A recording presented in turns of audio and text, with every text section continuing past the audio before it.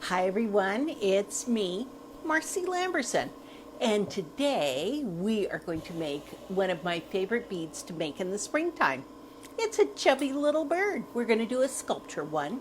So hang on a sec, let me turn the phone around and get it in its slot, and we'll get started. Hope you're having a good day today. Let me flip things around. Okay, well, while we're going down, let me just show you my toolbar real fast. This hangs on my vent hood that goes above my torch. And this way you get to see what's going on. So I don't have one of my beads that we're going to make, but I do want to show you some of the colors that we have to choose from because, lucky you, we're going to make a stand when we're all done. So next, when I put this in, we're going to decide what color to use for the chubby bird. And let me tell you, I love springtime because I'm a sucker for pastel colors. There's just something about them that says happiness, and I'm a big fan of happy. So I also wanted to show you up close before we get started a couple of the tools. When we make the tail, you can use everything from tweezers to mashers, and I have some of these specialty tools I wanted to show you. I can't tell you where I got them because I can't remember, but these have little lines in them, so they work great for like tail feathers. And here's one of those shell type tools, but I like it for tail feathers also. And there's so many other things. On the wings, we're going to use some presses, and I just got some new presses, so I'm not sure which ones, but here's some that I might use. And I like patterns and stuff. Sometimes I'll even put flowers onto the wings, stamp those on, but it's just another place to have a little bit of decoration if you want. If not, you could just take your stump shaper or razor and draw in some lines to indicate feathers. That would work also. So I have not gotten my trusty old torch cleaned yet. As you can see, I'm a little embarrassed, but not totally. I should be more embarrassed than I am, but I'm not. It will work fine. Okay, so let's get started. I have a 3/32 mandrel, and one of the tricks is to make sure that your bird is big enough that the head is the right proportion, so that, sorry, I've got this wire that's going all over the place on me, so that the head is the right size for your bird. And depending upon how chubby you want your bird to look, the head would be smaller, the chubbier the body would look, or it would be larger and the body would look less chubby. So let's get some of these out of the way. The greens we're going to choose from for the stand that we make afterwards. And I really like aqua and turquoise and colors like that. So I guess we're going to use that. How about a light aqua here? We'll use that. My 3/32 mandrel. We're just going to put a lot of glass on the mandrel first. How's that for easy? This one has a little divot out of it, so I'm going to put that to the side. I'll use that on another bead. But let's get one where the bead release is in good shape. Okay, bead release is in good shape here. I'm heating it up. This is Dip and Go Blue Sludge, and it's because I love it with sculpture because it holds like concrete. And it's the bead release that I use all the time. Although the other bead releases are great, with sculpture, this one holds so tightly I seldom have any problems at all. Okay, so we're heating my glass rod first. I tend to like to heat a lot of it up generally, but then I get impatient. Okay, bead release is hot, glass is hot. Let's drop some on. And when I put it onto my mandrel, I try to be as perpendicular, making a T to the mandrel when I lay on the glass. And that way I don't have any sharp edges on it. So if I'm just making spacer beads or donut beads or whatever you want to call them, that's definitely the way I would do it. See how quickly it rounds up so easily. I'm going to make it wider, so I'm going to do another one right next to the first one. Plenty of glass. And I have to think, I'm going to make these pretty chubby, plus they're going to have lots of feathers. I think I'm going to do one more wrap, and then that will be the height of the body. And I'm just going around the edge there. That's going to make it a pretty good sized bird. Okay, so let's heat it all up, and then we're going to add more glass to make it fatter. I like little chubby birds. Now, I started making these years ago when we were remodeling my studio, and my tile guy, who was quite a bit younger than me, said, "Marcy, do you make chubby little birds? My mom needs one for Mother's Day." He says she seems to collect them. He says all over the house I see these little fat birds, and they just make her happy every time she's around them. So I try and give them to her for Mother's Day each year.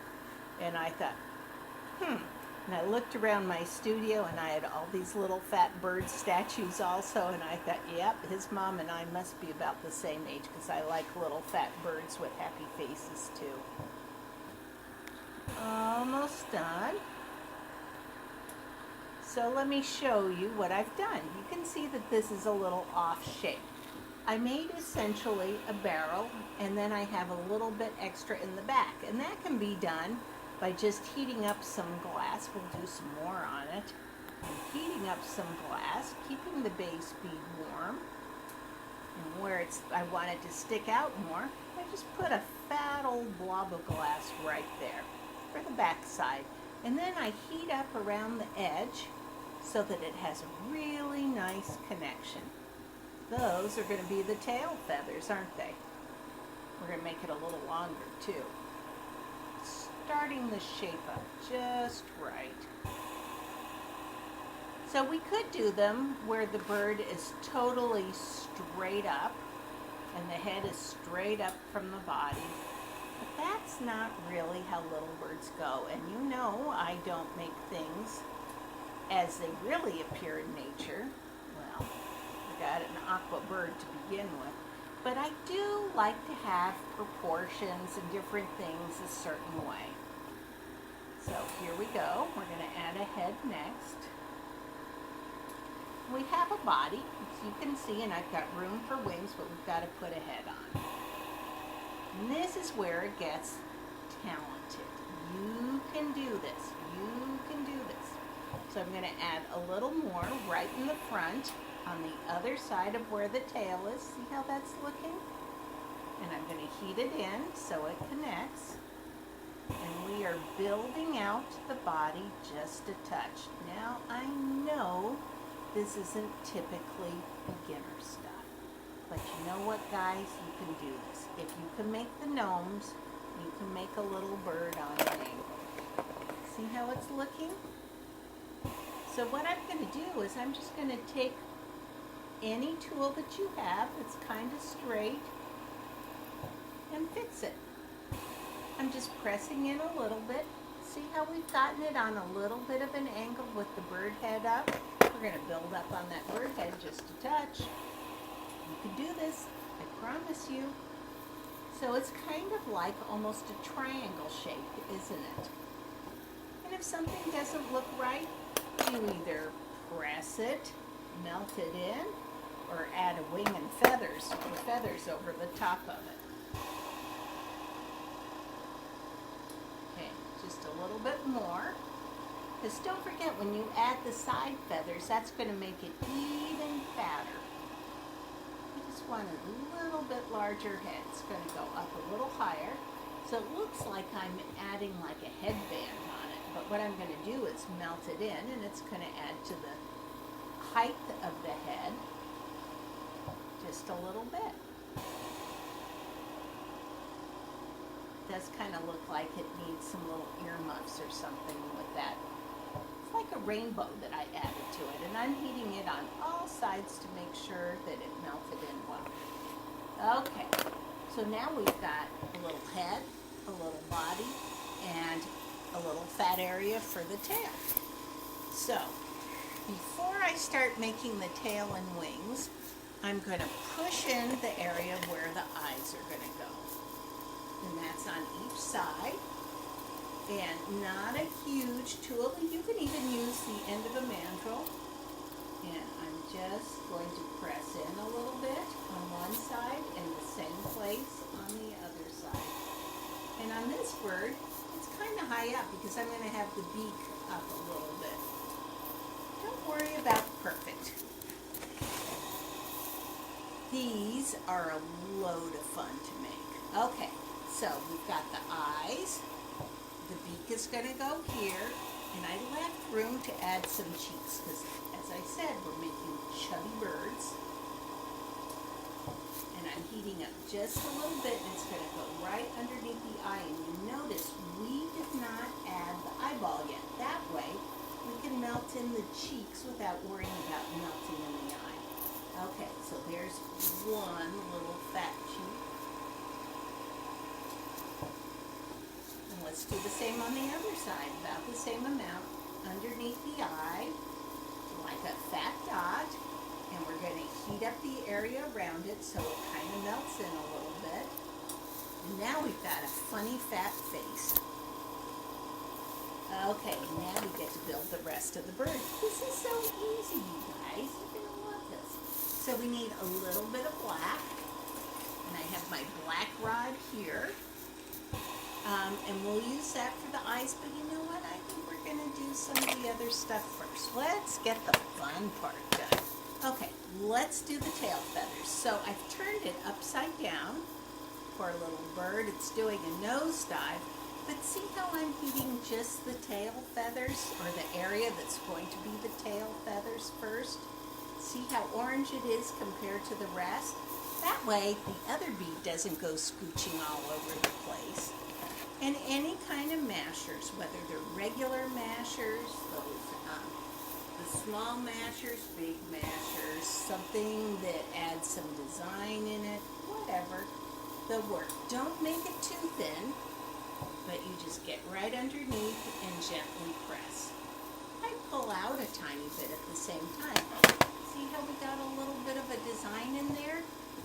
Kind of cute. Let's add a little bit of side wings also, while keeping the rest of the bead warm. We got to make sure we keep the tail warm too, because it's a thinner bit of glass, so it's going to get cooler faster. So I'm heating up a small gather of glass on my rod, and I'm going to take it from the shoulder, press down, and hold it for a sec, and then I'm going to pull out near the tail feathers. See what it made? And then I can take a press. Well, this one looks interesting. This is the one I'm doing. Use anything you have, or you can use just a little, some lines or whatever, but we're going to try this out because it's new. I don't know whether you feel that way when you get a brand new tool. Oh, look at this. That is so cool. You can use anything though, really. Okay, we're going to try and match this on the other side. So I need a good gather of glass, don't I? You can even do something like put a marini or do some stringer work on the wings. Anything would be cool. Okay, I've got my gather of glass. I see on this side it's right below the neck and it ends just shortly onto the wing. So I'm going to do the same thing here. I press down, wait a sec, and then gently pull out towards the end of the wing. See how we did that? And it's still warm, so it's ready. Well, let's add a little more heat. And we're going to press it again. The other side. There we go. So now we have wings on both sides. We've got a tail. We're just missing beak and eyes. Huh. Easy peasy, right? So, next thing we need a beak. And usually, I tend to use like a light brown or something like that. I don't like the beak to stand out a whole bunch. I'm not sure why. It's just me, I think. And I like to keep the beaks kind of small. So I'm going to heat up just below the eyes. I've got a little bit of glass, and I'm going to press in and gently pull out just a tiny bit. And I heated up a little too much glass. I'm going to pull out some more, and then I'm going to flame cut it closer to the bird. And in between, we're going to heat this little bird up. So you can make the beak up a little bit higher. You can have it go out. You can have it go down. You got a lot of choices in there. And now, finally, we'll heat up our little black stringer to go into the eyeballs. First, we're going to warm him up all over, but not too much that we lose the design. And hey, if you lose the design, you can always re-put it on there. And I'm going to try and aim really carefully to get the eyeball in. Okay, we got our little dot in the indentation. We're going to do the same for the other side, about the same amount of black glass. Aim, push, and flame cut. So, my friends, we now have a cute little bird. Let's bring it up so that I'm sure you can see it. Here we go. Kind of fun, isn't it? Look at the detail on the wings. Fun. You could put maries or do stringer work or dots, whatever you want. And there you go, a fat little bird for you.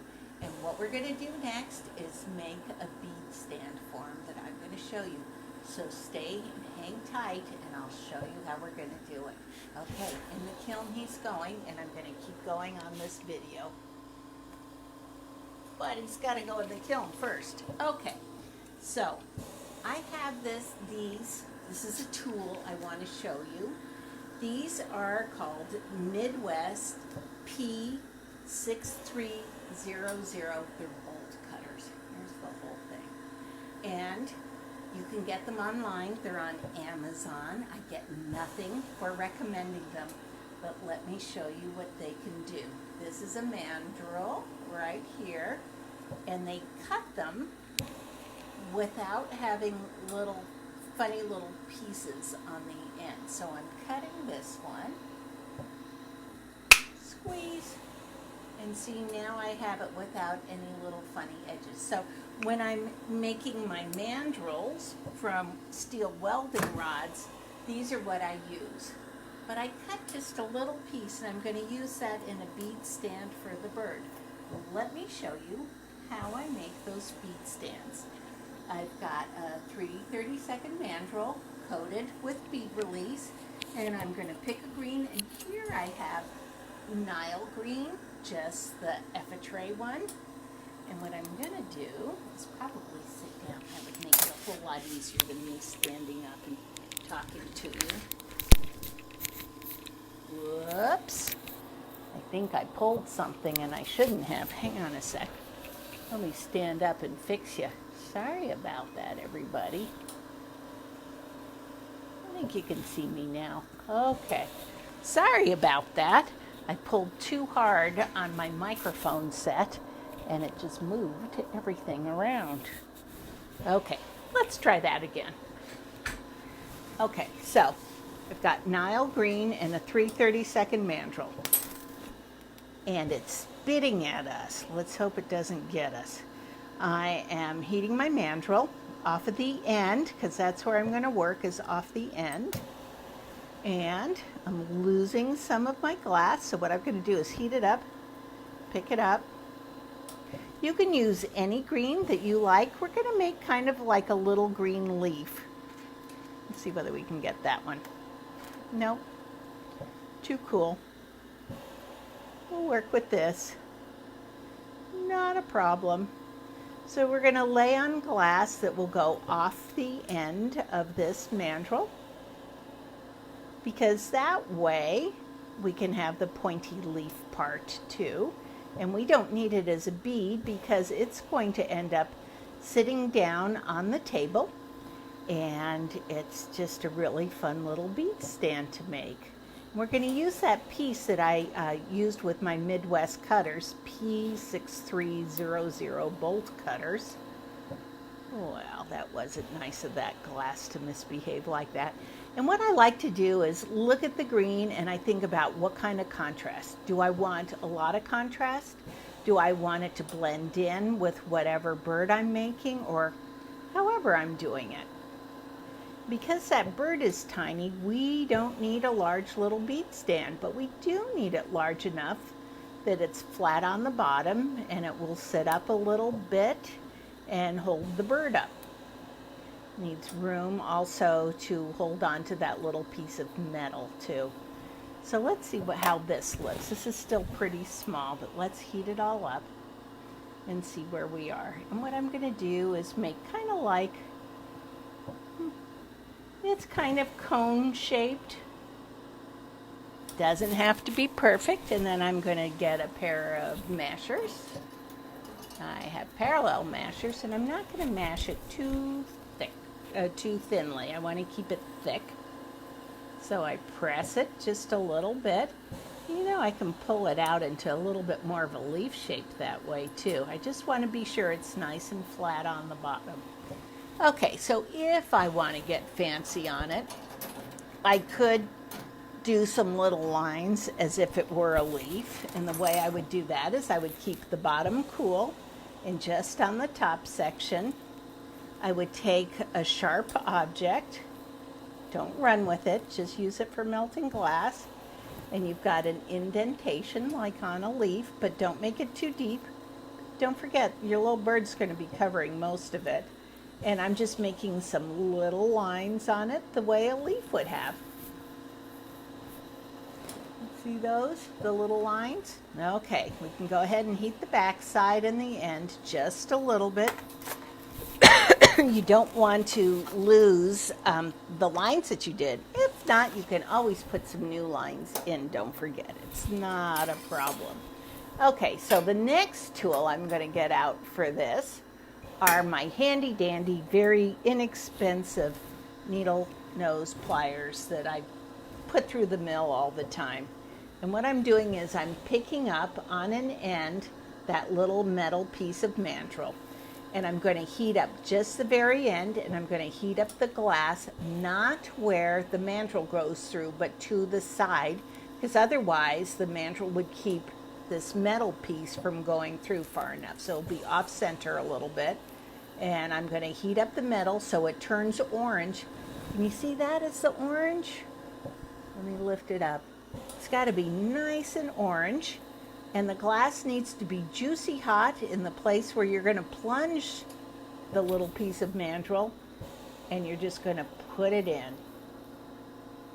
So I put it in, and while it's still warm, I can adjust it. I want it to go straight up so the bird will sit straight. And then I look at it from the side also to make it sure that it's straight up and from the side in all angles, which it is. And that, my friends, is how you make a little leaf stand. Let's look at this up close. See how that works? It stands up, got the little leaf there that the bird's going to sit on. So that's the end of Chubby Birds and a little leaf stand. Thank you so much for joining me. Don't forget to subscribe, and you can find me, Marcy Lamberson, on Facebook, Instagram, and all over the place. Thanks. Bye.